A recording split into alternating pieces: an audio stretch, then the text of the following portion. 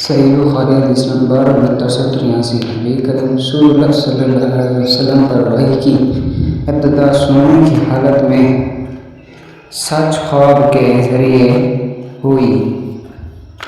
چنانچہ نبی کریم صلی اللہ علیہ وسلم جو خواب بھی دیکھتے تو وہ صبح کی روشنی کی طرح سامنے آ جاتا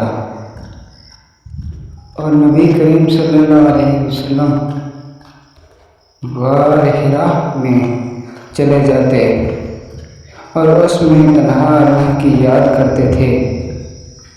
چند مقرر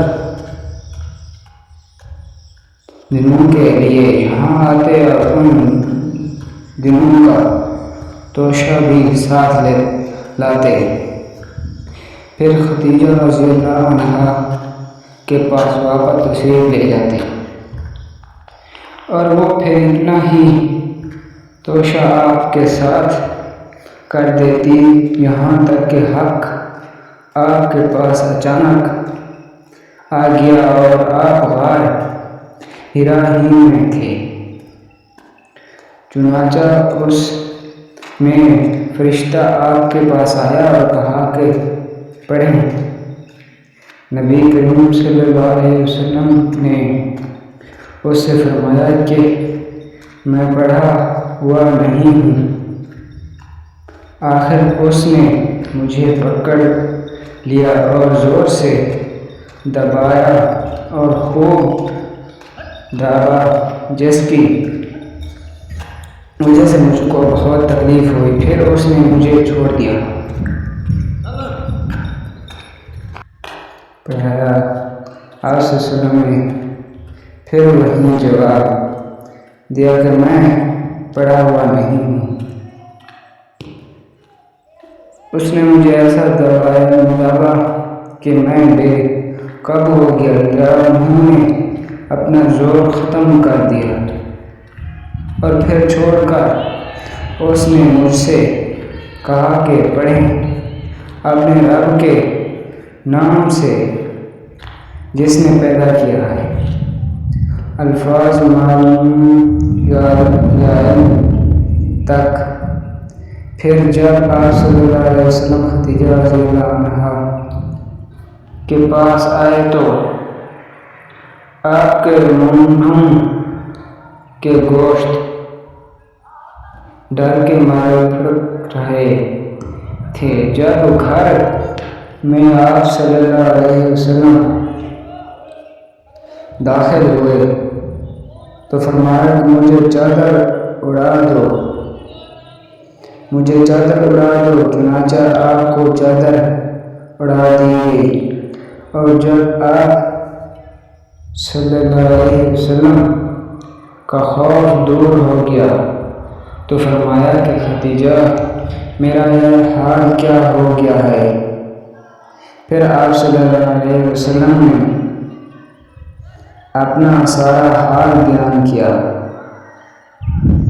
اور فرمایا کہ مجھے اپنی جان کا ڈر ہے، لیکن خدیجہ رضی اللہ عنہا نے کہا اللہ کی قسم ایسا ہرگز نہیں ہو سکتا، آپ خوش رہے، اللہ تعالیٰ آپ کو کبھی رسوا نہیں کرے گا۔ آپ تو صلح رحمی کرتے ہیں، بات سچی بولتے ہیں، ناداروں کا بول اٹھاتے ہیں،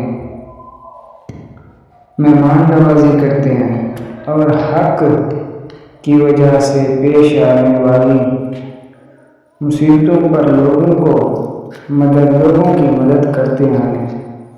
پھر آپ کو خدیجہ رضی اللہ عنہا، ورقہ بن نوفل بن اسد بن عبدالعزیز بن قسی کے پاس لائی، جو خدیجہ رضی اللہ عنہا کے والد خلیلد کے بھائی کے بیٹے تھے، جو زمانہ جاہلیت میں عیسائی ہو گئے تھے اور عربی لکھ لیتے تھے، اور وہ جتنا اللہ تعالیٰ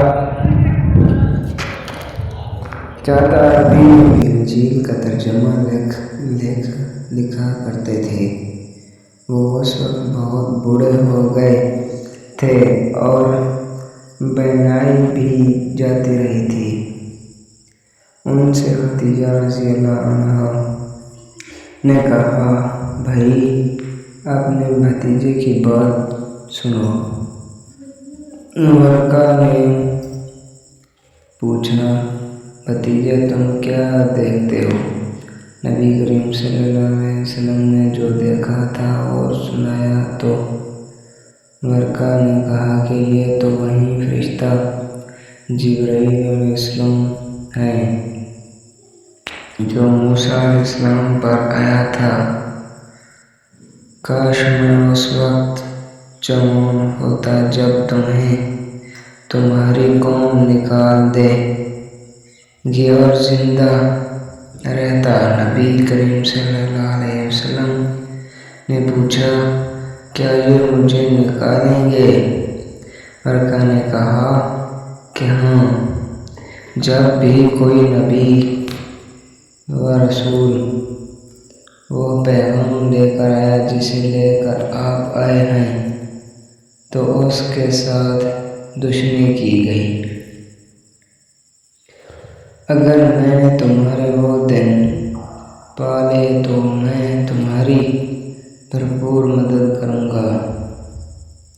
لیکن کچھ ہی دنوں بعد ورقہ کا انتقال ہو گیا اور وحی کا سلسلہ کٹ گیا، اور نبی کریم صلی اللہ علیہ وسلم کو اس کی وجہ سے اتنا غم تھا کہ آپ نے کئی مرتبہ پہاڑ کی بلند چوٹی سے اپنے آپ کو گرا دینا چاہا، لیکن جب بھی آپ کسی پہاڑ کی چوٹی پر چڑھے تاکہ اس پر سے آپ نے آپ کو گرا دیں تو جبرائیل علیہ السلام